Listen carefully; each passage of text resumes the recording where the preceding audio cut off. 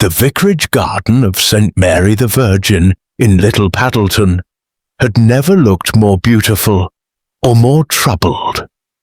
December snow dusted the hedgerows like powdered sugar on a Christmas cake, and the late afternoon light cast long theatrical shadows across the lawn where the village's prized nativity display had been painstakingly arranged.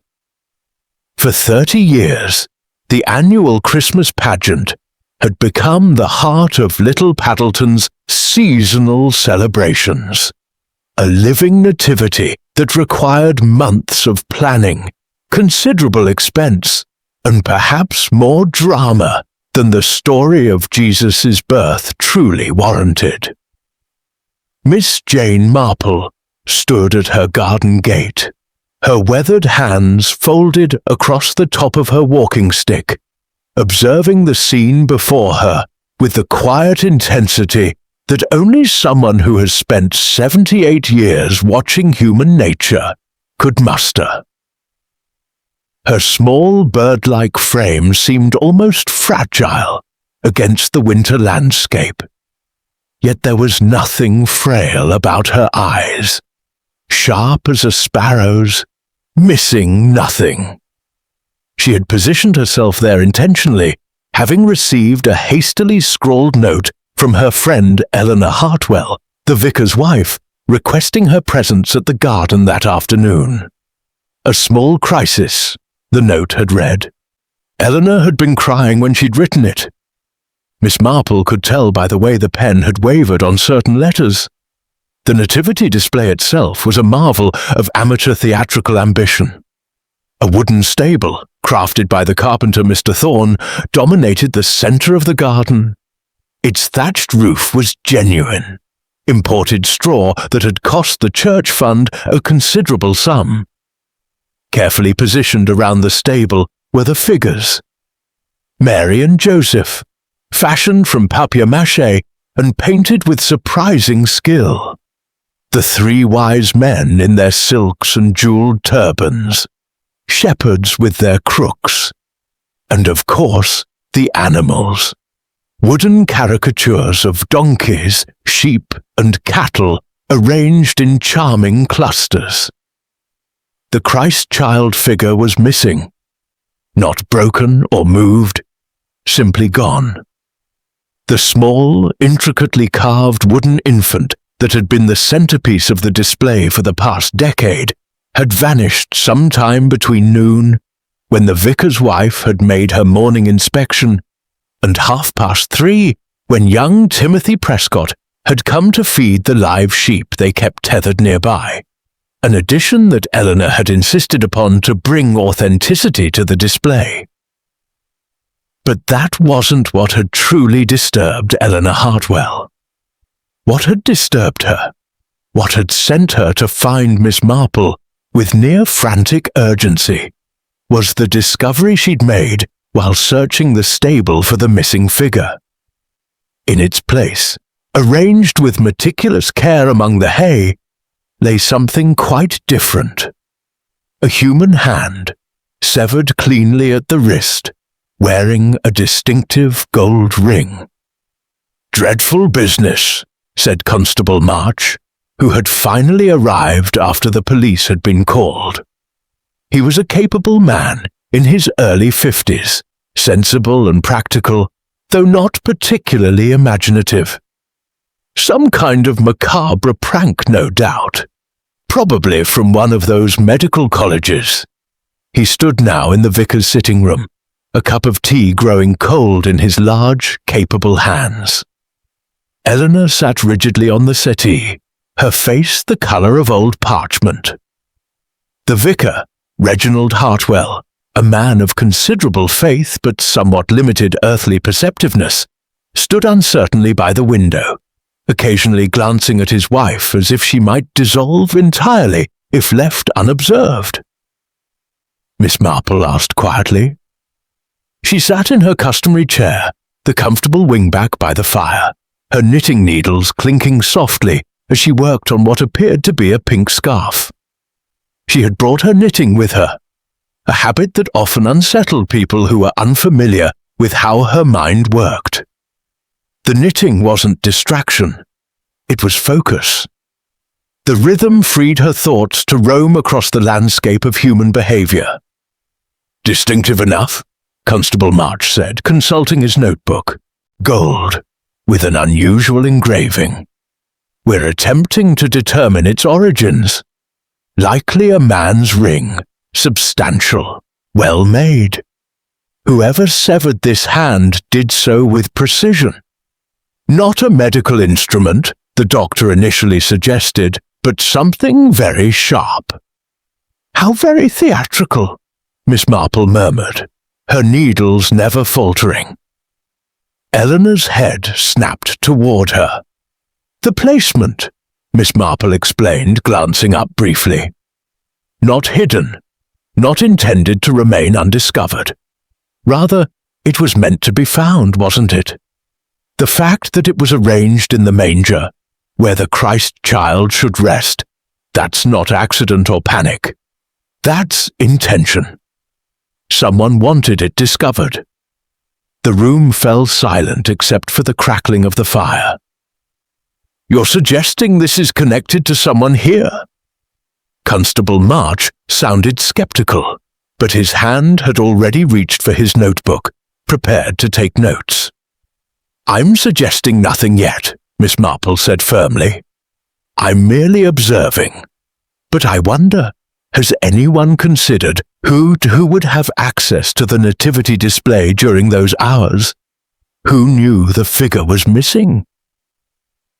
Eleanor Hartwell's eyes, red-rimmed and exhausted, fixed on Miss Marple with desperate hope. "There was someone," she said quietly, "in the garden this morning. I saw him, or rather, I heard him, arguing with someone near the stable around 11:30. I didn't investigate because I assumed it was the gardener and one of the other volunteers." Constable March interrupted. Eleanor hesitated. "I couldn't see clearly, but the voice, the other voice, the one doing most of the shouting." At the mention of Richard Ashford's name, a subtle change occurred in the room. It was the kind of change that only someone like Miss Marple would notice. The way Constable March's jaw tightened, the way the vicar's hands clenched by his sides, the way Eleanor immediately looked as though she regretted speaking. Richard Ashford was the wealthiest man in Little Paddleton. He owned the textile mills and 3 of the grandest estates surrounding the village. He was also, Miss Marple had long observed, the sort of man who collected power the way other men collected stamps, with obsessive attention and absolute conviction that his collection was worth any expense. "No," agreed Miss Marple, her needles continuing their steady rhythm. "Not obvious, at least. The people who commit murders rarely are, Constable. They're usually quite ordinary." Outside, the snow had begun to fall again, soft and steady, covering the village of Little Paddleton in a blanket of pristine white. The sort of pristine white that Miss Marple reflected would hide a multitude of sins. Someone in this village had severed a hand. Someone had placed it in a nativity scene with deliberate, theatrical intention. And Miss Marple, having spent a lifetime observing how people were never as simple as they appeared, was quite certain that before the Christmas season concluded, she would discover not just who had done it, but why. The game, as they say, had begun. By the following morning, Little Paddleton had transformed from a peaceful village into a swirling nest of speculation and fear. The news of the severed hand, the precise details of which had somehow escaped the constable's attempted discretion, had spread through the village with the efficiency of influenza in a girls' boarding school. Miss Marple learned this firsthand during her morning visit to the village post office, where Mrs. Cathcart, the postmistress, stood behind her counter like a general surveying a battlefield of gossip. "A hand, Miss Marple?" Mrs. Cathcart whispered, despite the fact that they were quite alone. Not just any hand, either. A gentleman's hand, by all accounts. Well manicured, the constable's wife said to the butcher, and the butcher told his wife, who told me. A gold ring with initials. Miss Marple collected her post with deliberate slowness, allowing Mrs. Cathcart's narrative to unfold naturally. This was the art of village intelligence. Never interrupt the speaker. Let them overflow entirely. There's talk, of course, Mrs. Cathcart continued, leaning across the counter conspiratorially. People are saying it must be Richard Ashford. They say he's been acting peculiar lately. His business partner, you know, that Mr. Whitmore who came from London, gone. Simply vanished. 3 weeks ago, no farewell, no forwarding address. The money's missing too. How curious, Miss Marple remarked, though I wonder how anyone would know such details about Mrs. Cathcart coloured slightly. Well, Mrs. Pemberton's cousin works in the mill office, and she happened to mention, of course, Miss Marple said kindly. The way news travels in a village never ceases to fascinate me. By mid-morning, Miss Marple had settled herself in the tea-room, a small establishment run by Miss Dorothy Graves, a woman of approximately Miss Marple's age, who had chosen to remain unmarried and thereby retain full command of her own destiny. A choice Miss Marple had always rather admired. Dorothy set down a perfect cup of Darjeeling and lowered herself into the chair opposite with a knowing expression. "You're here about the hand," Dorothy said. It wasn't a question. "I'm here for tea," Miss Marple replied pleasantly. "They're wrong, of course," Dorothy said quietly, "about Richard Ashford. Oh, he's capable of ruthlessness. I've seen him destroy a man's livelihood over a business dispute without blinking. But murder?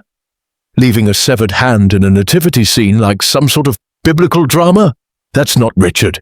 That's someone with theatrical sensibilities," Miss Marple asked. Dorothy leaned back, her eyes growing distant. "That's the trouble, isn't it?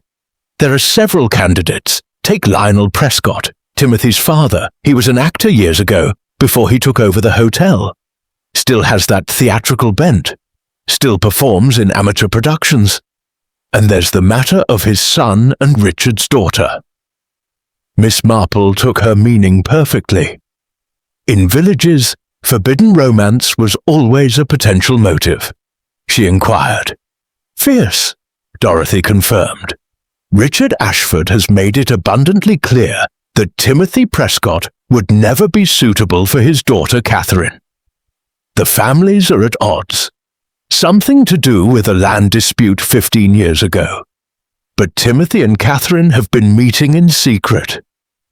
This was valuable information, the sort that rarely appeared in official constabulary notes. Miss Marple filed it away with the careful attention of a librarian cataloguing rare volumes. "And Miss Marple asked, "the missing business partner?"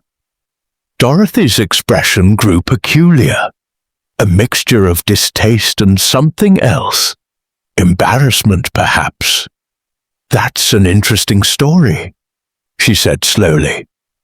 "Whitmore came to Little Paddleton 2 years ago, ostensibly to assist with the textile mill's operations. Handsome fellow, charming, well-spoken. He ingratiated himself rather thoroughly." Miss Marple pressed gently. "With several someones," Dorothy said, her voice dropping lower. "There were rumours about him and various wives of prominent village men. Mrs. Eleanor Hartwell was one. Margaret Ashford, Richard's wife, was another.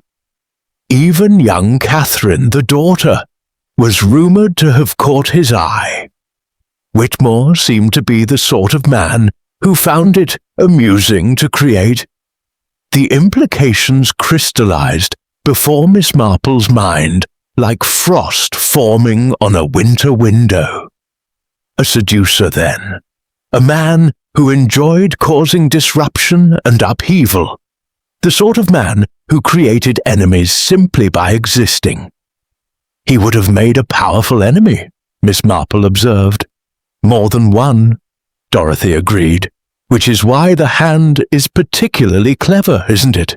There are so many suspects with genuine motive. Richard for his wife's infidelity and his business partner's betrayal. The vicar for the same reason regarding Eleanor. Lionel Prescott. If he suspected Whitmore was paying inappropriate attention to his son's beloved. Miss Marple sipped her tea, considering. "You've thought about this extensively," she observed. "I've had nothing but time to think," Dorothy said. "And I confess, the discovery is macabre in precisely the way Whitmore himself would have found amusing. This hand arranged in the nativity scene like some sort of theatrical production. Or several someones, Miss Marple suggested quietly. Someone planning, someone executing, someone concealing." That afternoon, as Miss Marple made her way through the village, she observed the patterns Dorothy had outlined. Richard Ashford's face, when she encountered him at the bank, was drawn and worried, the face of a man managing a crisis, not the face of a murderer at peace with his actions. Eleanor Hartwell, when she stopped by the vicarage, seemed diminished, as though she had folded inward to protect herself from scrutiny. The most telling observation, however, came when Miss Marple encountered Timothy Prescott near the church. The young man was pale, agitated, and his eyes carried the particular torment of someone concealing a significant secret. That evening, as snow fell softly beyond her windows, Miss Marple reviewed what she had learned. A missing partner with a taste for seduction and chaos. A nativity scene. A severed hand arranged with theatrical precision. Forbidden romance. Business betrayal. Infidelity. And numerous suspects, each with plausible motive, each with something to hide. It was, she reflected, precisely the sort of mystery where the most obvious answer was rarely correct. The hand in the nativity scene wasn't meant to be straightforward. It was meant to confuse. It was meant to point in multiple directions simultaneously. And that, Miss Marple understood with absolute certainty, meant someone in Little Paddleton was far more clever than anyone yet suspected.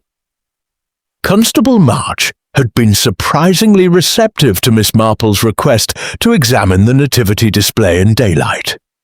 Perhaps it was because he himself was growing frustrated with the case's lack of progress. Or perhaps it was because he had learned, over years of policing a small village, that Miss Marple's observations often proved useful. The hand had been removed, of course, carefully catalogued and sent to the pathologist in the neighbouring county town. But the scene itself remained. The stable, the figures, the hay, and most importantly, the arrangement. Miss Marple stood in the vicarage garden precisely where the hand had been discovered, her sharp eyes tracing the patterns of disturbance in the straw.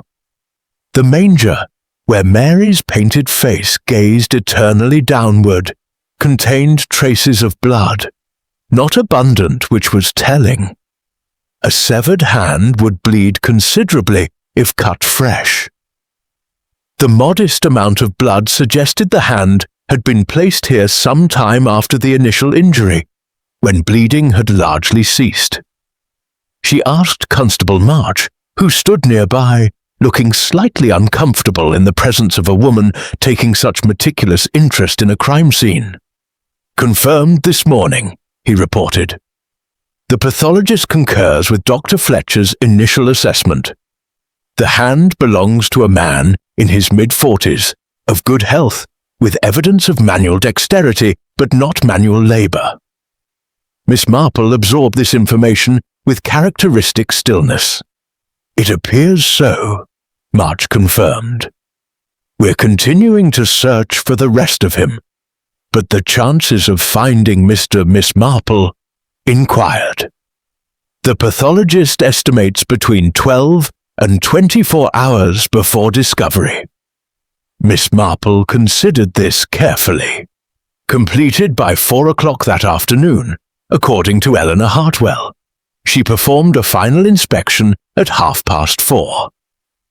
So the hand had been placed during a window of approximately 15 to 19 hours. More specifically, it had been placed sometime after 4:30 on the 23rd, and before 3:30 on the 24th.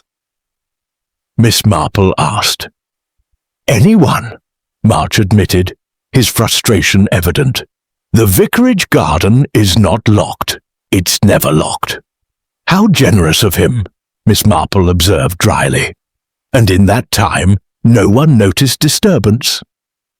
Miss Marple walked slowly around the nativity scene, her walking stick tapping softly against the frozen ground. She examined the positioning of each figure with intense concentration.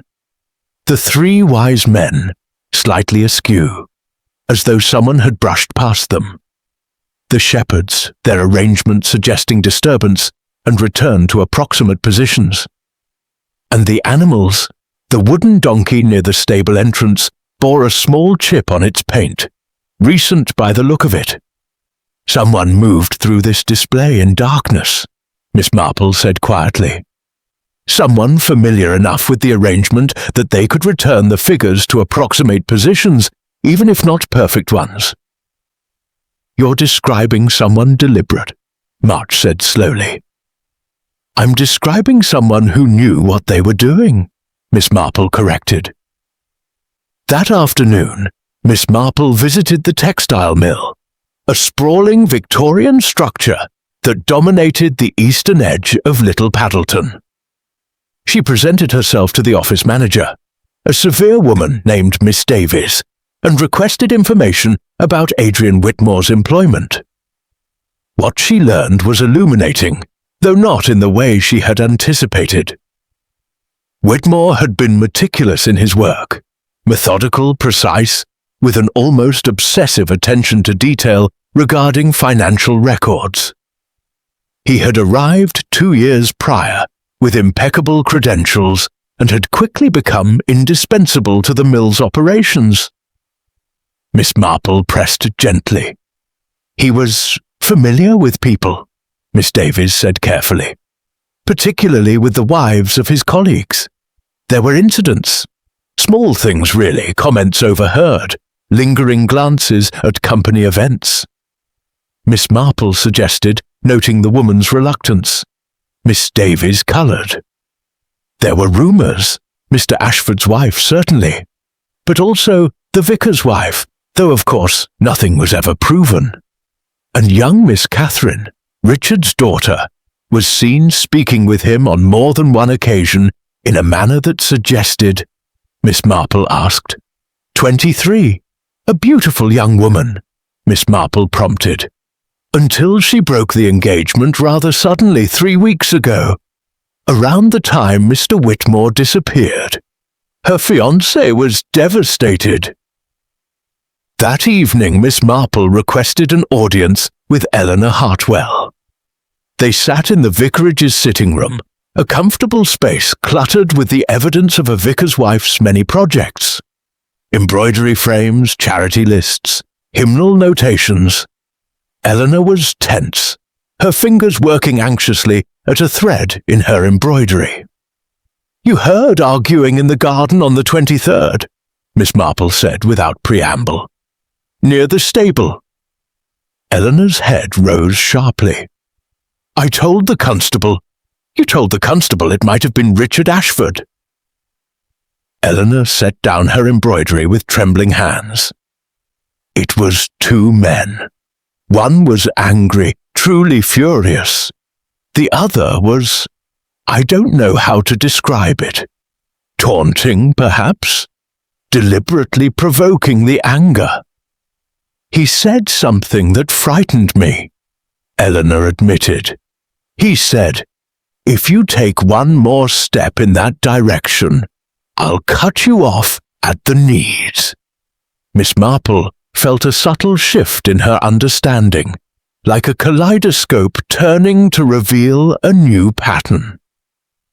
She asked carefully. "No," Eleanor said quietly. Miss Marple walked home through the gathering dusk, the lampposts of Little Paddleton casting pools of golden light on the frozen streets. The pieces were beginning to form a picture, though not yet the complete picture. A hand severed with precision. A man with a talent for manipulation and seduction. A display arranged with theatrical intention. Multiple people with genuine cause for violence. And yet, something didn't align. Some detail, some observation that nagged at the edges of her consciousness like a word on the tip of the tongue. She would sleep on it, Miss Marple decided. Tomorrow would bring new insights. It always did. By the morning of December 26th, Richard Ashford had become Little Paddleton's most scrutinized resident. Constable March had expanded his investigation to include officers from the county police, and the case had transformed from a village curiosity into something approaching an official manhunt. Though whether they were hunting for Adrian Whitmore's remaining remains or searching for evidence against Ashford remained deliberately unclear. The evidence, if one could call it that, was entirely circumstantial. Richard Ashford had motive: his wife's infidelity, the missing business funds, the breach of partnership trust. He had opportunity. He held keys to the stable. He was known to work late at the mill. He would have had access to the garden during the critical hours. And most damning of all, he had made a recorded threat of literal violence in Eleanor Hartwell's hearing. What Richard Ashford did not have was an alibi. On the afternoon of December 23rd, he claimed to have been at the mill office working late, alone. He claimed to have been home by 7 o'clock, where his wife Margaret had been reading in the drawing room. Margaret, when questioned, confirmed this account with the sort of vague certainty that suggested either absolute faith in her husband or complete indifference to his whereabouts. Miss Marple attended the questioning session as an observer, a courtesy granted to her by Constable March, who had come to value her presence, if not her direct intervention. Richard Ashford was a large man, made larger by tension and defensiveness. His face, normally controlled by the discipline of wealth and position, had developed a tremor around the jaw, the particular tell of someone fighting to maintain composure under pressure. "The threat you made," the county inspector, a methodical man named Thornton, pressed, "cut you off at the knees." "An expression," Ashford insisted. "I made it in reference to a man who was destroying my marriage and embezzling from my business. Yes." Ashford's face went pale. "That's obscene. I would never—" "You would never what, Mr. Ashford? Never threaten a man? We have a witness to that threat. Never touch a knife. Everyone touches knives. Never enter a garden." Miss Marple observed Richard Ashford's hands as he gripped the edge of the table. They trembled visibly, but there was something else in his expression. Not guilt, she thought, but a sort of desperate indignation. The fury of an innocent man being systematically railroaded. After the questioning, Miss Marple requested a private word with Richard in the vicarage garden, away from official ears. He seemed almost relieved to escape the suffocating atmosphere of the constable's office. "They'll arrest me," he said without preamble. "Perhaps," Miss Marple said calmly. and perhaps that would be a grave injustice. Tell me, Mr. No, Ashford said. I was speaking to Eleanor. I mean, in Eleanor's hearing. Whitmore had left the garden by then. With my wife, with my business, with the entire village, Ashford said bitterly. The man was a parasite. He came here, insinuated himself into everyone's lives, made himself indispensable, and then began extracting payment. Money, secrets, attachments. Miss Marple asked quietly. Ashford looked away. No, that's what made it worse. She was bored. He offered excitement, flattery, attention. Now she's terrified, Ashford said. Not of being discovered, everyone knows. Terrified that people think I murdered a man over an affair that meant nothing. Later that evening, Miss Marple visited Margaret Ashford at the family home, a substantial Victorian mansion overlooking the valley. Margaret was younger than her husband by perhaps 15 years, an attractive woman whose beauty had begun to take on a hard quality, as though worry had etched away the softness. He didn't do it, Margaret said immediately, before Miss Marple could even sit down. Whatever people are saying, Richard didn't do this. He was many things about Adrian. Angry, betrayed, humiliated, but he wasn't murderous. Richard confronts problems directly. He fires people. He dissolves partnerships. He doesn't. Tell me about Adrian, Miss Marple said gently. Margaret was quiet for a long moment. He was charming, desperately charming. He made me feel seen. Richard was absorbed in the business, in the problems of the mill. Adrian made me feel like I was the most interesting thing in the world. It was intoxicating briefly. Then it became clear that his interest wasn't in me, but in using me, using my position as Richard's wife to extract information, to manipulate, to control. I ended it almost 2 months ago. He laughed, Margaret said, her voice trembling. He laughed and said that I was wrong, that I would come crawling back, that I couldn't possibly manage life without the excitement he provided. I was furious. That must have been difficult, Miss Marple observed. It was humiliating, Margaret corrected. But Richard was kind, more kind than I deserved. We decided to try to move forward, to save the marriage if we could. And then Richard discovered that Adrian had been embezzling. Months of it. Richard wanted to have sufficient evidence before acting. He wanted to catch Adrian red-handed, to make an absolute case. Miss Marple considered this carefully. A man who knew he was being investigated, who knew his theft was being documented.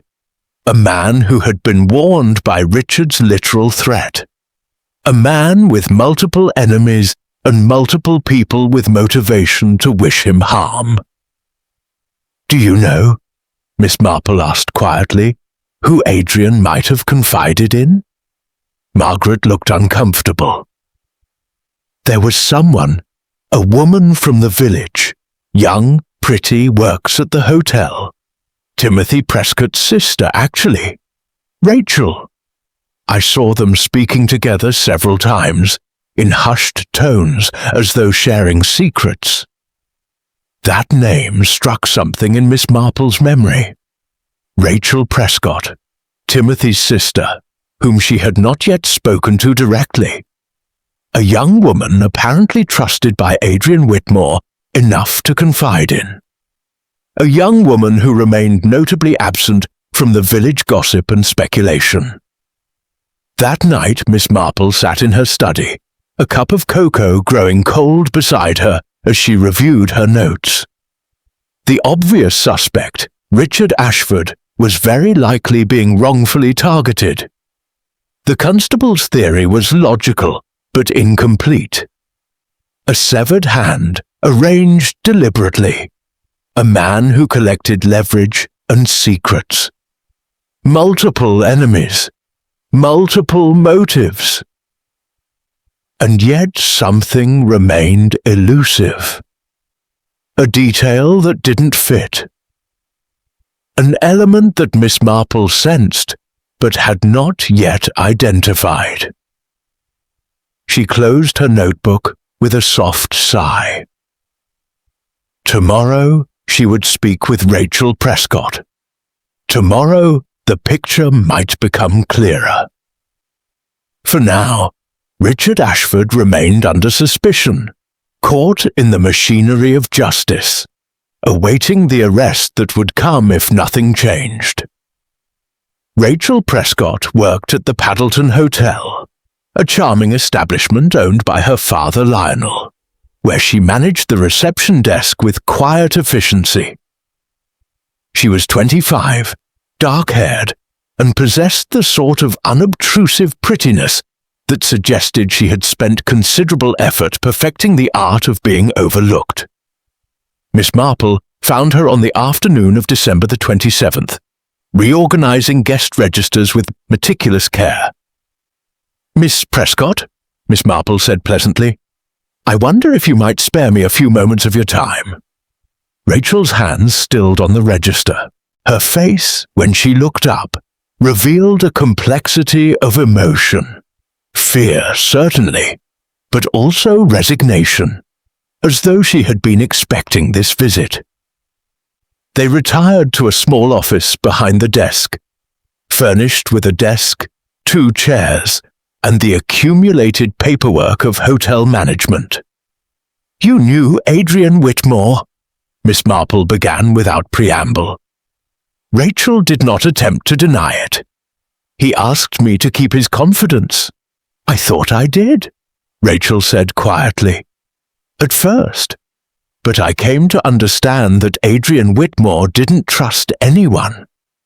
"Tell me," Miss Marple said, settling into her chair with the patience of someone who has nowhere to be but exactly here. Rachel was quiet for a long moment. When she spoke, her voice was barely above a whisper. "Adrian came to the hotel perhaps 6 months ago. He was charming, attentive, interested in everything I had to say. He made me feel special. Within weeks, I thought I was in love with him. He encouraged that belief. Then he began asking me questions about my father's business, about the mill, the families in the village, who had money, who had secrets. At first, it seemed like ordinary conversation, but gradually I realized he was gathering information." Miss Marple asked. "I asked him directly what he wanted. He laughed and said he wanted to understand the village, nothing more sinister. But by then, I'd already told him things." Rachel's eyes filled with tears. "About Timothy. About his feelings for Catherine Ashford. Adrian found that amusing, the idea of a young man's forbidden romance." Miss Marple felt a subtle shift in her understanding. "Only later," Rachel admitted, "after I'd ended our acquaintance. But yes, he told Timothy something, I don't know what exactly, that made Timothy believe Adrian was deliberately trying to seduce Catherine to humiliate him. That's when Timothy confronted Adrian.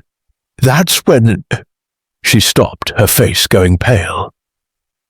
Miss Marple pressed gently. "That's when Timothy made threats," Rachel said miserably. "Awful threats. Things about what he would do to Adrian if he didn't leave Catherine alone. I heard my brother say he would cut Adrian apart if he came near her again. Not metaphorically, literally. My brother, Miss Marple, is not a violent man, but Adrian had found the thing that would push him to violence, Catherine." This was, Miss Marple reflected, a significant complication. She asked. "December 23rd, in the afternoon. I was working, but Timothy told me about it that evening. He was distraught, ashamed of his own anger. He said that he would make Adrian regret those words. He said—" Rachel's voice broke. This was precisely the sort of statement that could convict a man, Miss Marple thought. And yet— "You haven't told the constable this," she observed. "No," Rachel said fiercely, "because Timothy didn't do it. He was upset, angry, but he didn't have the capacity for that kind of violence. He was angry about what Adrian was saying, not about killing him," Miss Marple prompted.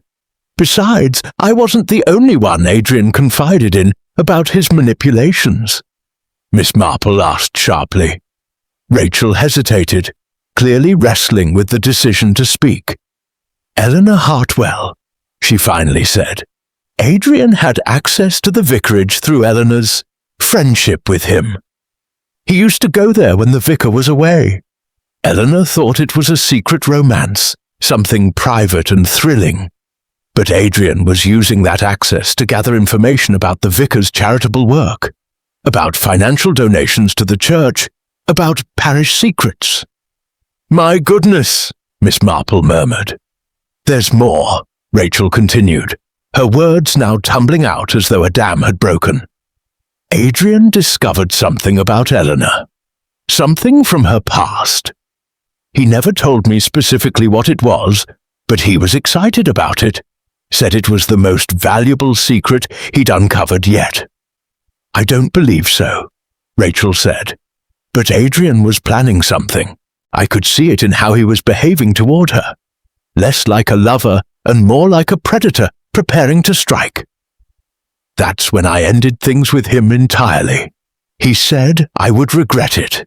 He said that breaking confidentiality with him had consequences. He said—" Rachel's voice dropped to barely audible. "He said that he knew things about me that would destroy my family if they came out." Miss Marple sat very still, processing this information.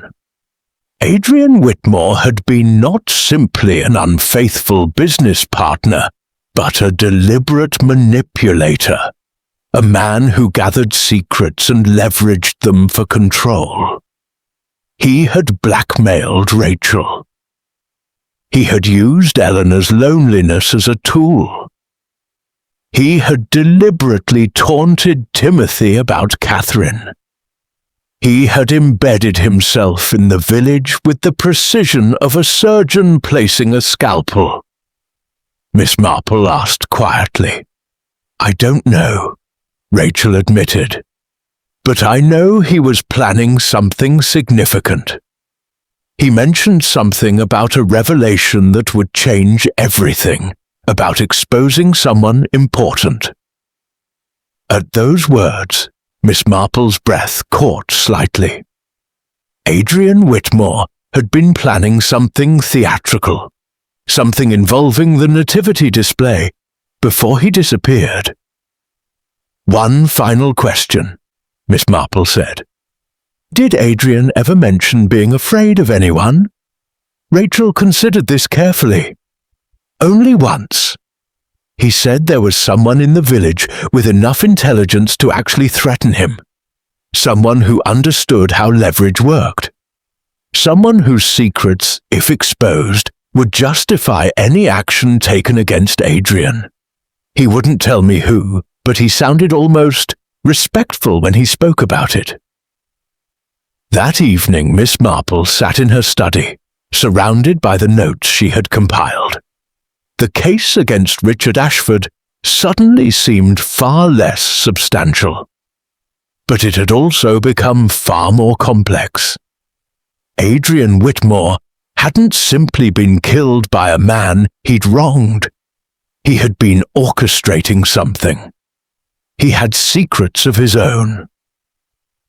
And somewhere in Little Paddleton was someone clever enough and threatened enough to act decisively. The question that remained was, had that person killed Adrian? Or had they merely been planning to? The letter arrived at Miss Marple's home on the morning of December 28th, delivered by the postman with the sort of delicate care that suggested he understood its significance. It was addressed in an educated hand, though the paper was plain and unmarked. Inside, a single page of handwritten text.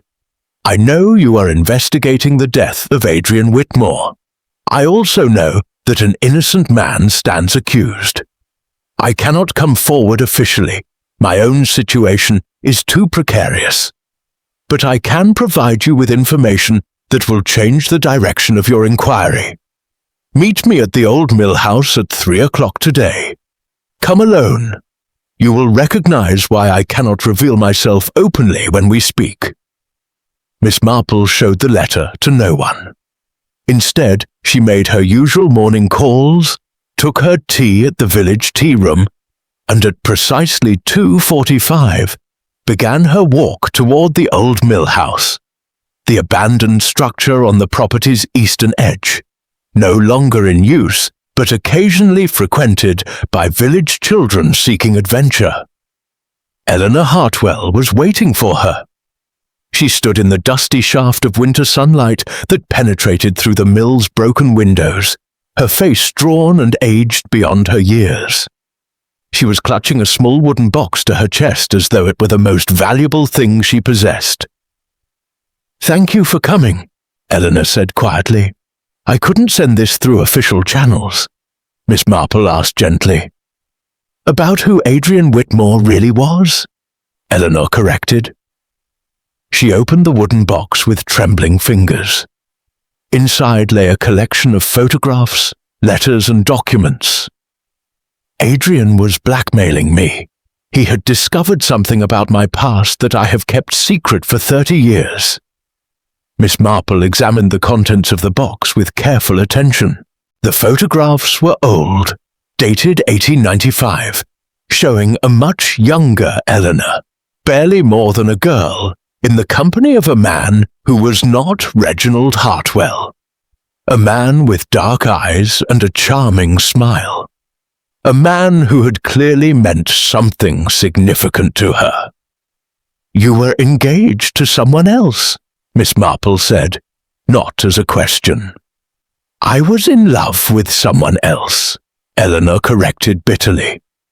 "James Whitmore, Adrian's father. We were to be married. But James was a gambler, deeply in debt. He left Little Paddleton rather than face his creditors, and I never heard from him again. I married Reginald, who was kind and good, and I have never regretted that choice." Miss Marple prompted. "Adrian arrived in the village 2 years ago with knowledge of his father's history in Little Paddleton. He recognized my name immediately. He had his father's charm, his father's ability to read people. Within weeks, he had discovered the correspondence I had kept hidden, letters from James before he left." Eleanor sank onto an old wooden crate, her strength seemingly depleted by the confession. Adrian used those letters as leverage. He said if I didn't cooperate with him, if I didn't help him access church records, if I didn't introduce him to prominent families, if I didn't facilitate his manipulation of others, he would show those letters to Reginald. Miss Marple asked, "Since his arrival, 2 years of compliance, of shame, of terror. He was a parasite, Miss Marple. He fed on my weakness and my fear. But I could not tell my husband the truth without confirming Adrian's accusations in some form. Did anyone know?" "Only one person," Eleanor said. "Someone I trust absolutely. Someone who understood the situation and the dilemma it presented." Miss Marple asked. Eleanor hesitated, clearly wrestling with loyalty versus justice. "I cannot tell you," she finally said. "Not because I'm protecting a guilty person, but because revealing this person's involvement would create a different injustice. What I can tell you is that this person recognized that Adrian had to be stopped," Miss Marple asked directly. "I don't know," Eleanor said, and Miss Marple believed her. "I suspect they may have planned to confront him, to threaten him, to force him to leave the village and relinquish the leverage he held over us." Miss Marple asked, Eleanor's face went very pale. Because Adrian had planned something theatrical himself. Because Adrian had told me, boasted to me, that he was going to reveal something during the Christmas celebrations. He said the Nativity display would be the perfect venue for his grand revelation. He said he had discovered a secret about someone in this village that would cause absolute scandal, and that he intended to make it public in the most dramatic way possible. He wanted to destroy someone, Miss Marple. Miss Marple sat down slowly, processing this information. Adrian Whitmore had not been a random victim but a deliberate threat who had been planning his own theatrical exposure of someone's secret. A secret significant enough to justify preemptive action. This person you're protecting, Miss Marple said carefully. Everyone is capable of violence when sufficiently threatened, Eleanor said. But are they naturally violent? No. Are they prone to cruelty? No. But are they someone whose secrets, if exposed, would justify desperate measures? Yes. Eleanor, Miss Marple said gently, if this person did not commit the murder, then remaining silent only delays justice and protects the actual guilty party. Eleanor stood, gathering the box. I cannot do otherwise. I am bound by loyalty and by knowledge of suffering. I will only say this, look at who stood to lose the most if Adrian's revelation had been made public. Look at who had already lost the most to his manipulation. She left the mill house before Miss Marple could press further, her footsteps echoing through the empty structure. That evening, Miss Marple sat with her notebook, reviewing the patterns that had emerged. Eleanor's secret had been 20 years old and personally painful, but ultimately harmless. Adrian's planned revelation was current and dramatic. Someone in Little Paddleton possessed secrets significant enough to justify violence. The question was, who? Reginald Hartwell, the vicar of St. Mary the Virgin, was a man of considerable faith, but limited perception regarding worldly matters. He believed quite genuinely that his parish was precisely what it appeared to be, a collection of good Christian souls attempting to live virtuously within their limitations. The truth, as Miss Marple had come to understand through long observation, was considerably more complex. She requested an audience with him on the afternoon of December 29th, presenting herself at the vicarage with the sort of casual certainty that suggested she was not seeking permission, but merely providing notification of her arrival. Miss Marple, the vicar said, somewhat flustered by her direct demeanour. Eleanor mentioned you were investigating the circumstances surrounding Adrian Whitmore's unfortunate demise. By telling me the truth about your church finances, Miss Marple said calmly, accepting the chair he offered her. The vicar's face went pale. Adrian Whitmore was an intelligent man, with a talent for discovering financial irregularities, Miss Marple explained. He discovered them in Richard Ashford's business. Reginald Hartwell sat down heavily, his hands gripping the armrests of his chair, as though the furniture alone could anchor him to stability. How did you? He began, then stopped himself.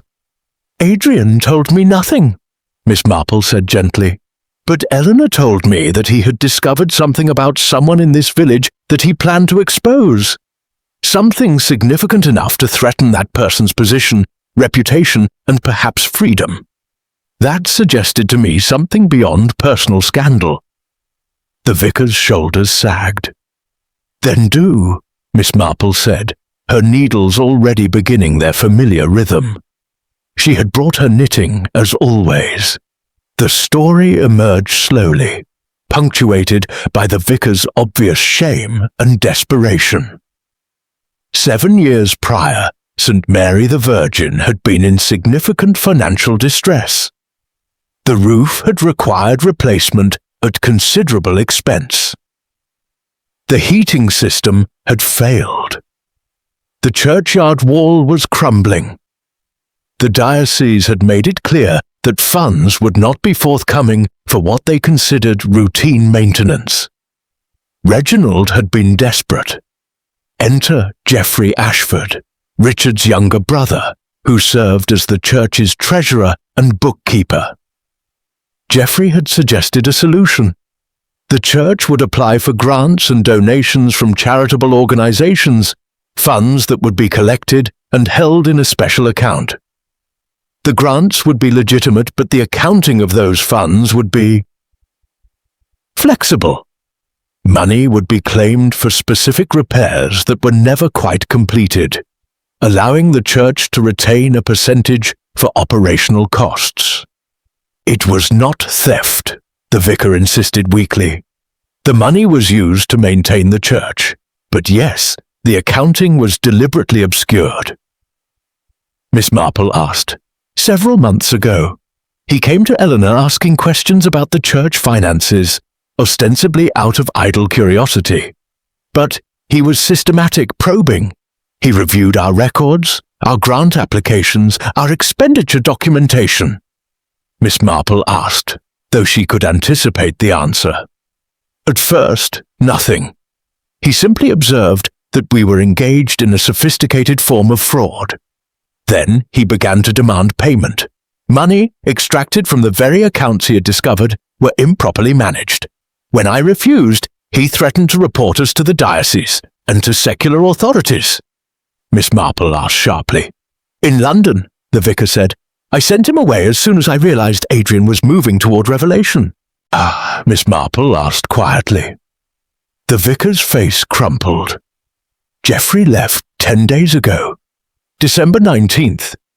Adrian was still alive. This timeline was significant. Geoffrey had fled, but he had not killed Adrian. At least, not directly. Miss Marple pressed. "Only Eleanor. She knew because she suspected something was irregular, and I confided in her when Adrian began his threats. I didn't know what else to do. My wife is stronger than I am, Miss Marple."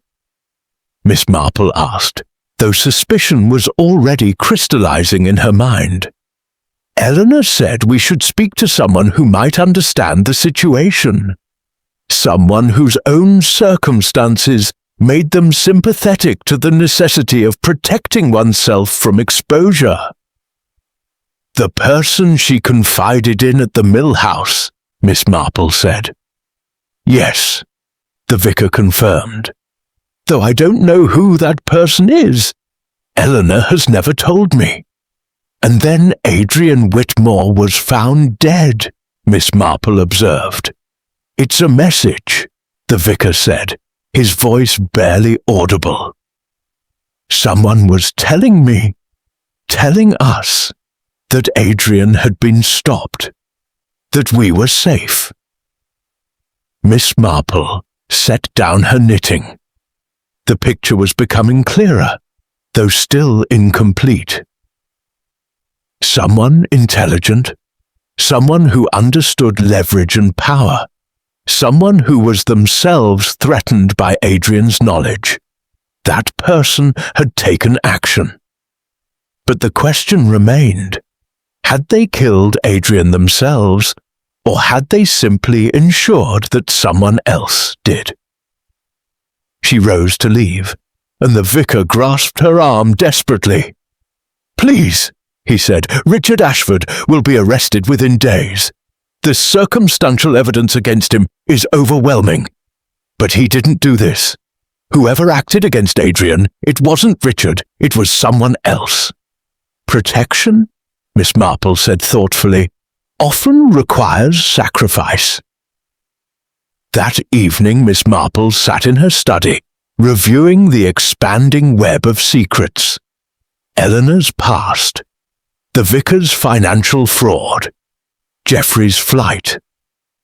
And somewhere in this tangle of revelations was a person intelligent enough to have killed Adrian Whitmore with precision, theatrical enough to have arranged the hand in the nativity scene, and strategic enough to have done it in a way that implicated someone else.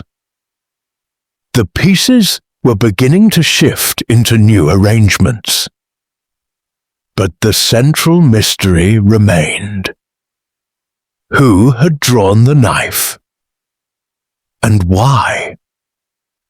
Miss Marple understood that the person Eleanor had confided in was someone who possessed three critical qualities.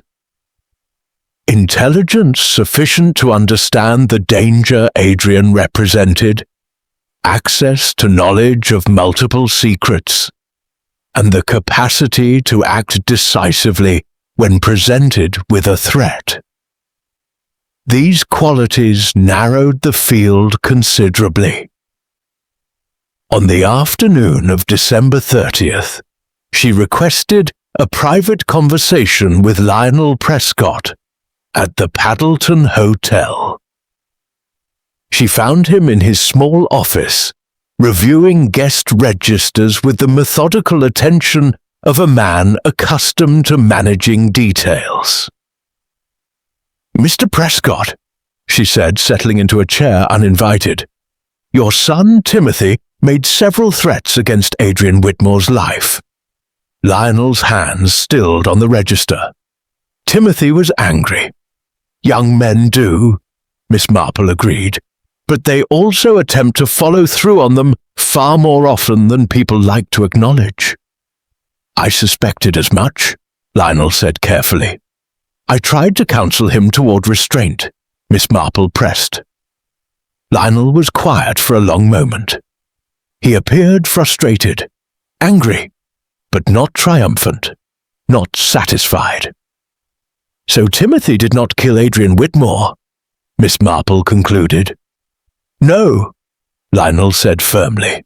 "My son is many things, impulsive, idealistic, prone to theatrical expression of his emotions. Yet someone killed Adrian with precision and placed the result in your village's nativity display with theatrical intention. Someone who understands human nature well enough to predict how others would react." Lionel's eyes met hers, and in that meeting, Miss Marple saw acknowledgement, not confession, but recognition that she had perceived something true. "I wonder," Miss Marple continued conversationally, "what Eleanor Hartwell might have told you about her predicament. I wonder if she came to you seeking advice about how to handle Adrian's blackmail and threats." "I recognized nothing of the sort," Lionel said, his voice steady. "No, she said that some truths, once spoken, cannot be unspoken." "And yet," Miss Marple said, "Eleanor seemed to believe that someone would solve her problem." "Eleanor believed what people in desperate circumstances often believe," Lionel said carefully, "that the world contains more justice than it actually does, that bad actors face consequences." "But you knew better," Miss Marple suggested. Miss Marple rose from her chair and walked to the window, observing the snow-covered street below. The village was quiet, peaceful, unchanged by the violence that had occurred within its boundaries. That was the nature of murder, she reflected.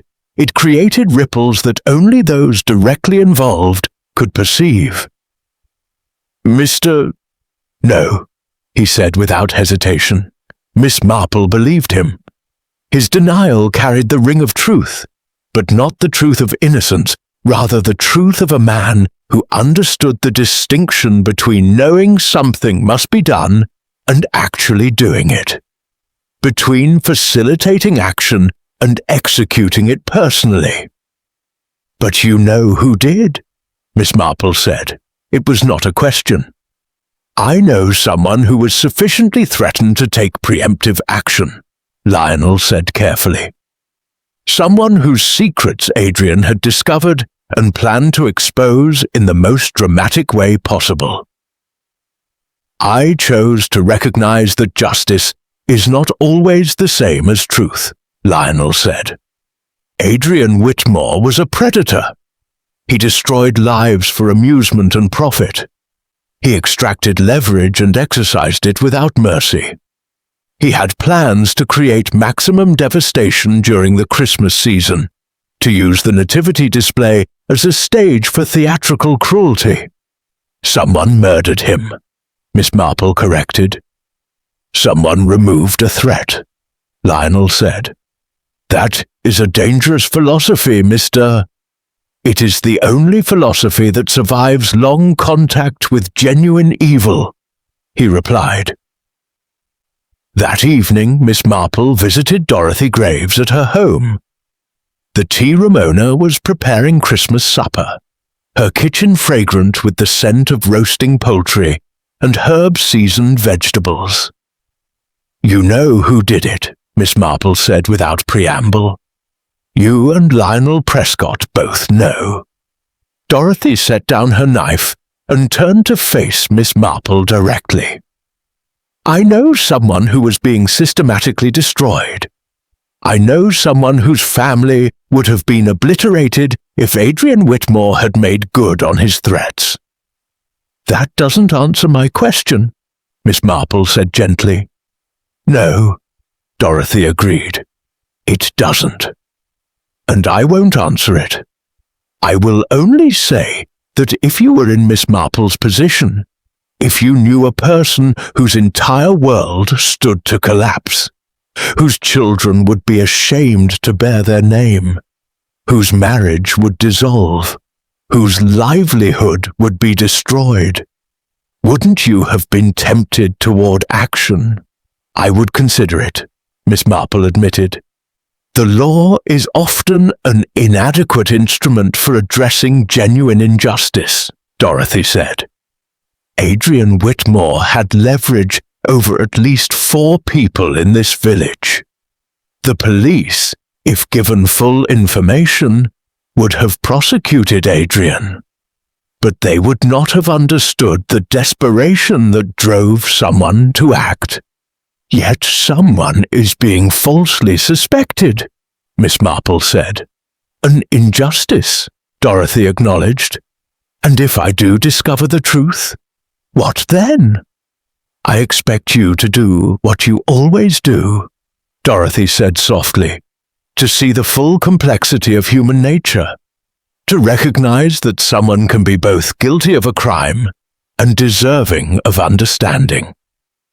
Miss Marple left Dorothy's home without commitment or agreement.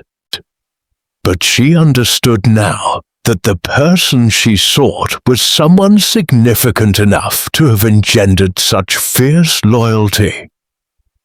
Someone whose exposure would affect not just themselves, but multiple people. Someone whose secrets were grave enough to justify murder in the eyes of those who loved them. The question was no longer who, but why, and whether that why could somehow alter the weight of justice. Miss Marple arranged the gathering with meticulous care. She requested that Constable March convene the primary suspects in the vicarage sitting room on the evening of December 31st. Richard Ashford, Timothy Prescott, Geoffrey Ashford, whom the constable had located and brought back from London, Lionel Prescott, Eleanor Hartwell, and Margaret Ashford. 7 people in a room designed for comfort, but transformed by tension into an interrogation chamber. "I have asked you all here because I believe I have determined who killed Adrian Whitmore," Miss Marple announced, her small frame commanding surprising authority. Constable March looked uncertain. "Miss Marple, I'm not sure this is proper procedure." The proper procedure has been failing to reach justice for 6 days, Miss Marple interrupted gently. She turned to address the assembled group. Adrian Whitmore was a predator who collected leverage and exercised it without mercy. He discovered secrets held by multiple people in this room. Eleanor's past attachment to his father, the vicar's manipulated church finances, the hidden romance between Timothy and Catherine. This is highly irregular, Geoffrey Ashford protested. Surely a man should be properly tried, not publicly accused. I am not accusing anyone yet, Miss Marple said calmly. I am setting a trap. You see, the culprit believed they were saving themselves and others from destruction. The culprit believed that removing Adrian was an act of mercy rather than violence. She paused, letting her gaze sweep across the room, and in that belief they were largely correct. You're speaking in riddles, Richard Ashford said bitterly. Yes, Miss Marple agreed. She pulled out a piece of paper. I have written a name on this paper. I am placing it in an envelope and giving it to Constable March. He will not open it unless my theory is confirmed. The person whose name is on this paper killed Adrian Whitmore. She turned directly to Geoffrey Ashford. Geoffrey Ashford, you embezzled from the church and fled when you discovered Adrian had uncovered your fraud. You did not kill Adrian Whitmore, though you had motive and knowledge of his plans. You fled to escape consequences, yes, but also because you knew someone else would handle Adrian. Geoffrey's face went white. He started to speak, then stopped. The silence itself was an answer. Timothy Prescott, Miss Marple continued. You made threats against Adrian Whitmore's life. You confronted him on December 23rd. You were humiliated and infuriated, but you did not have the temperament to translate anger into action. Timothy looked directly at Miss Marple, and she saw relief flicker across his features. The relief of a man who realizes he is not being accused of the crime he had feared committing. Richard Ashford, Miss Marple said gently. You made threats regarding literal dismemberment. Your wife was unfaithful. Your business partner was embezzling. You had every motive. But you also had something more important. You had character. You were angry enough to speak of cutting Adrian off at the knees. You were not angry enough to actually do it. Richard's shoulders sagged with relief, though his face remained troubled. Miss Marple turned to face Eleanor Hartwell. Eleanor, you were being blackmailed. You were terrified of exposure. You were desperate enough to confide in someone you trusted absolutely. You were not, however, capable of killing. You lack the coldness required. You lack the certainty. Eleanor began to weep silently, her shoulders shaking. Which brings us to the final two people in this room, Miss Marple said softly. She turned to face Lionel Prescott and then Margaret Ashford. Lionel Prescott, you are a man of the theatre. You understand human nature. You understand leverage. You know about Eleanor's predicament because she confided in you. You know about Timothy's threatened violence. You would protect your son from consequences. But you are also a man of principle, despite your knowledge of human weakness. Lionel met her gaze steadily, neither confirming nor denying. Which leaves one person, Miss Marple said, turning to Margaret Ashford. A woman whose husband was making her miserable. A woman whose lover was using her. Margaret's face had gone completely bloodless. Adrian discovered that you had attempted to poison your husband, Miss Marple said quietly.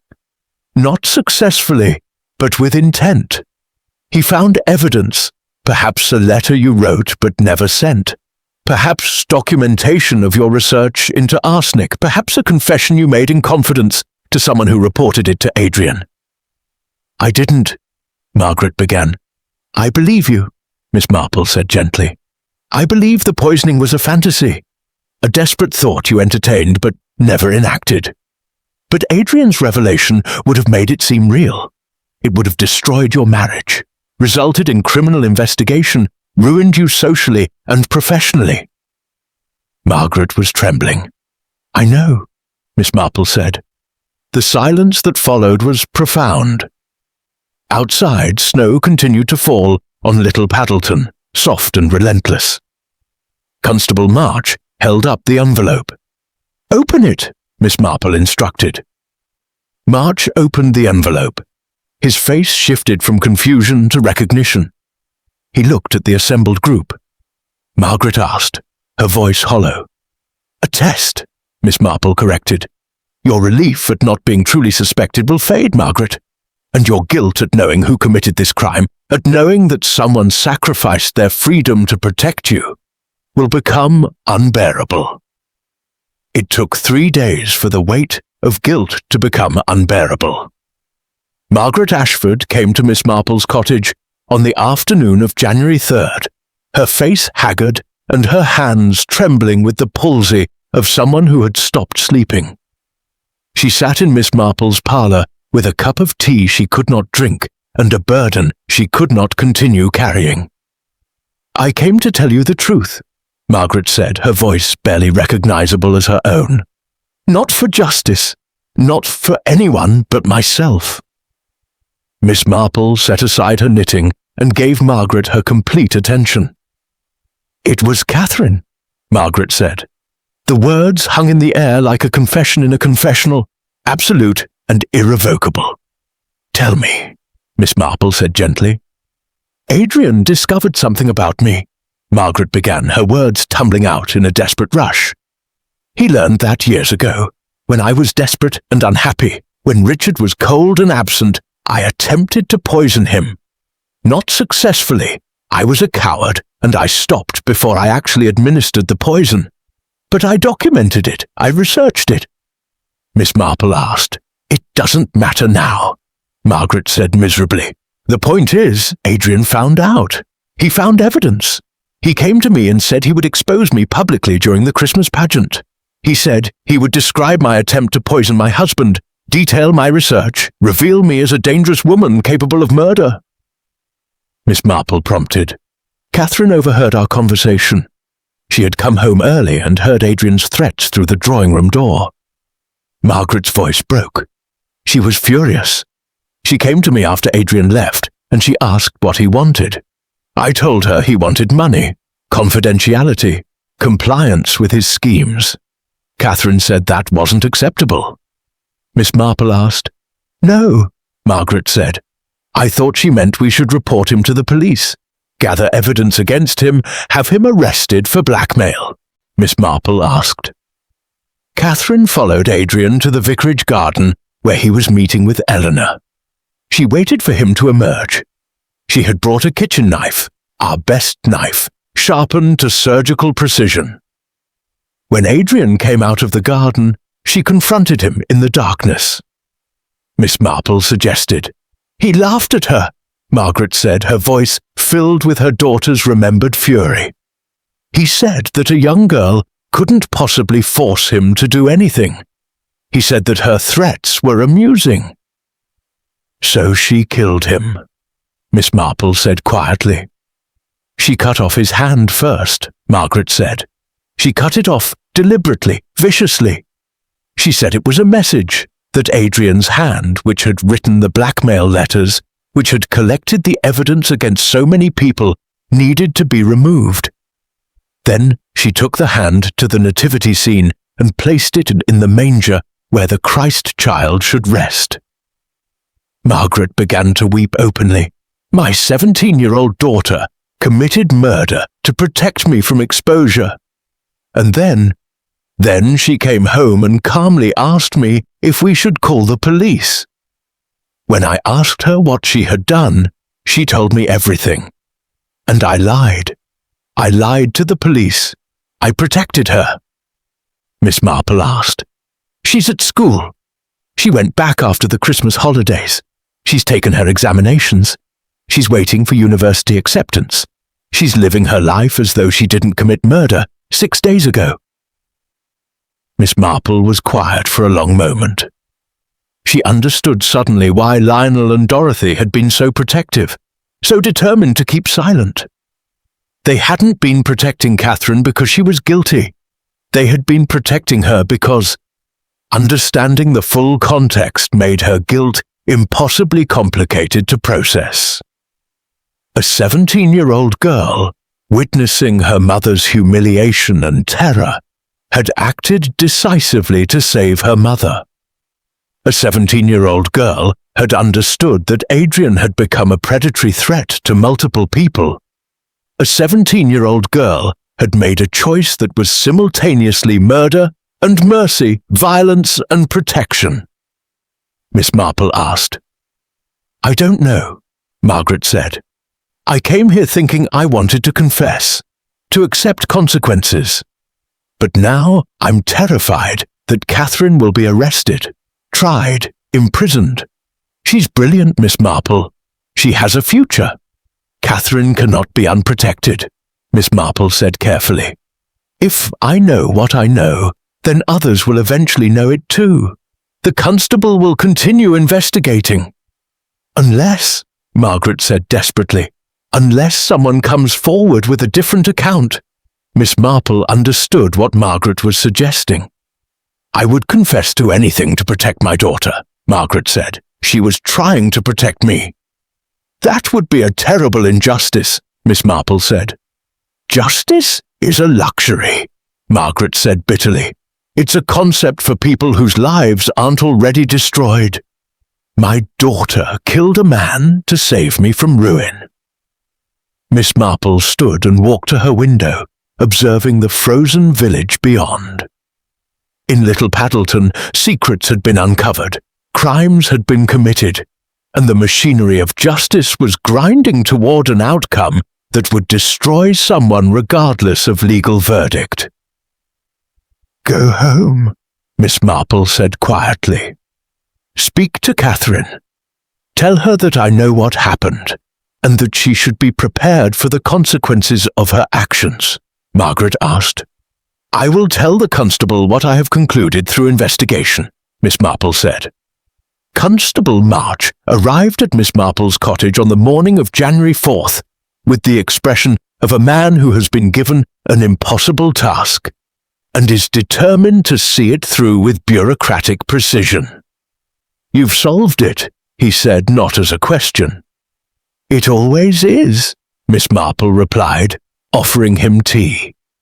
She presented him with her analysis methodically, without dramatics. The evidence was circumstantial but compelling. Catherine Ashford had access to the garden, familiarity with the nativity display's arrangement, and sufficient intelligence to stage the scene with theatrical intention. The timing aligned with her school schedule. Most damning was the psychological profile. A young woman defending her mother, understanding that Adrian represented an existential threat that law enforcement could not adequately address. She was 17, March said heavily. She was old enough to understand consequences, Miss Marple said gently, and young enough to believe that protecting her mother justified any action. That's the tragedy of this situation, Constable. The investigation that followed was conducted with surprising delicacy. Catherine was brought in for questioning, initially as a potential witness. Within hours, confronted with Miss Marple's analysis and her mother's partial admission, she confessed completely. She did not ask for leniency. She did not attempt to minimize her culpability. She simply stated the facts with the calm clarity of someone who had accepted the inevitable consequences of her actions. I knew what I was doing, Catherine told the constable. "I knew it was murder. I knew it was wrong in the abstract sense. But I also knew that Adrian would destroy my mother if left unchecked, and the law would not prevent him from doing so. I made a choice." The subsequent weeks involved a complex negotiation between justice and mercy, between legal obligation and moral complexity. The Crown Prosecutor, upon reviewing the evidence and the context, recommended against a murder charge for a minor acting in circumstances of extreme psychological duress. Instead, Catherine was charged with manslaughter, a crime carrying significant consequences but allowing for judicial discretion in sentencing. The trial occurred in late January, conducted in the county town with minimal public spectacle. Miss Marple attended the proceedings, observing the presentation of evidence with her characteristic stillness. The defense attorney, sensing the jury's evident discomfort with condemning a teenage girl despite her confession, argued extensively regarding Catherine's youth, her lack of prior criminal history, and the genuinely predatory nature of Adrian Whitmore's behavior. "My client," the attorney stated, "did not commit this act out of greed, out of passion, or out of casual violence. She acted out of a daughter's desperate need to protect her mother from deliberate, systematic destruction. That does not excuse the act." The jury deliberated for 5 hours. They returned a guilty verdict, but their recommendation was for the minimum sentence possible. 3 years, with eligibility for parole after 2, provided she demonstrated genuine remorse and behavioral reformation. Catherine accepted the verdict without emotion. As she was being remanded into custody, she looked directly at her mother in the gallery and nodded, a gesture of acceptance and reassurance that Margaret never recovered from witnessing. The village of Little Paddleton, in the way that villages do, gradually returned to its surface normality. The nativity display was dismantled and stored away. The church resumed its ordinary Christmas schedule. Life continued with the understanding that it always possessed more darkness and complexity than appeared on the surface. But certain changes were permanent. Richard Ashford, vindicated by the investigation's conclusion, threw himself into reforming the textile mill's practices, installing better oversight, and eliminating the conditions that had allowed Adrian to exploit the business so thoroughly. He and Margaret began the slow, difficult work of rebuilding their marriage, a project that was complicated by Margaret's guilt over having protected Catherine from immediate consequences. Eleanor and Reginald Hartwell confessed to the church authorities regarding their financial irregularities. Geoffrey returned voluntarily from London and faced charges, though his sentence was suspended due to his cooperation and the mitigation that came from exposing a crime he had not personally executed. The church implemented new financial oversight procedures. Timothy Prescott and Catherine's younger brother maintained their secret romance, though it proceeded with considerably more caution and parental awareness than previously. Miss Marple, on the evening of January 15th, sat in her study and reflected on the case with the distance that only time and completion could provide. What struck her most profoundly was not the commission of the crime, but the layers of context that had made the crime simultaneously unjustifiable and comprehensible. Adrian Whitmore had been killed by a 17-year-old girl. That was the legal fact. But Adrian Whitmore had been a systematic predator who had deliberately cultivated leverage over vulnerable people and threatened to destroy them using information they had never intended to expose. Catherine had understood something that law enforcement often missed: that the law is an imperfect instrument, designed to prevent and punish crime, but inadequate to prevent sophisticated psychological manipulation and threat. Adrian had existed in the spaces between legal frameworks, extracting compliance through threat and fear, while committing no technically prosecutable crimes until his death. Had Catherine's action been justified? By the law, absolutely not. By morality, the question was considerably more complicated. Miss Marple had lived long enough to understand that justice and mercy were not always aligned. She had seen guilty people freed by technicality and innocent people condemned by circumstance. She had witnessed the machinery of law grinding through human complexity with all the grace of an ox cart negotiating a footpath. Catherine Ashford would spend at least 2 years in prison. She would emerge fundamentally changed by that experience, shaped by incarceration and separated from the normal progression of adolescence into adulthood. Her brilliant mind, her capacity for learning, her potential for contribution, all of it would be constrained and redirected by her imprisonment.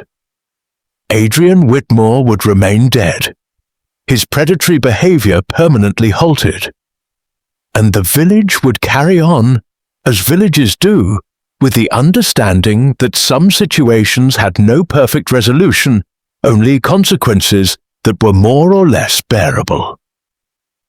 On a cold afternoon in late January, Miss Marple received a letter from Catherine, written from her prison cell. It was a brief note of gratitude and acknowledgement. You saw clearly what others did not, that I was both guilty and comprehensible, that my crime was both inexcusable and contextual. I do not ask for forgiveness, but I appreciate that you did not simplify my actions into pure evil. The world contains more complexity than most people are willing to acknowledge. Thank you for that acknowledgement. Miss Marple kept the letter in her desk. It was a reminder that the deepest mysteries were not about discovering who had committed a crime, but about understanding the human circumstances that made such crimes possible and perhaps inevitable. As the winter deepened and spring began its tentative approach, Little Paddleton returned to its apparent tranquility. But Miss Marple knew that beneath every peaceful village surface existed depths of human suffering, secret weakness, and desperate motivation. The nativity scene that had once been interrupted by a severed hand would be assembled again next Christmas, and the village would gather to admire it, never fully comprehending the proximity of darkness that lurked within their seemingly ordinary lives. And Miss Marple, as always, would observe, understand, and hold her peace.